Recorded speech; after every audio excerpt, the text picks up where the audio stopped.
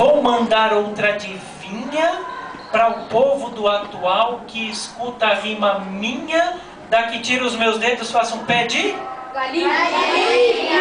Se fiz um pé de galinha para plateia tão bacana, no colégio atual, vou mandar outra gincana. Daqui tiro os meus dedos, faço um cacho de... Banana! Tá ficando bom. Fiz um cacho de banana para a plateia entretê-la. Boto o fio no meu pescoço, a figura vou fazê-la. Ela vive lá no céu, que aqui tem uma... Estrela! Quem gosta de poesia? Eu! Pode baixar. Quem gosta de poesia de amor? Você vê as pessoas, né? Os homens, geralmente são as mulheres. Pode baixar. Quem gosta de poesia de amor está apaixonado? Não, já casei. Pode fazer, Silvia, uma poesia de amor para eles?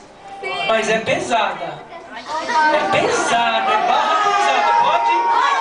Ela está dizendo que não, porque vocês são criancinhas, então eu vou fazer uma poesia de chiclete. Pode fazer, Cíntia? A Cíntia já é mais liberal, né?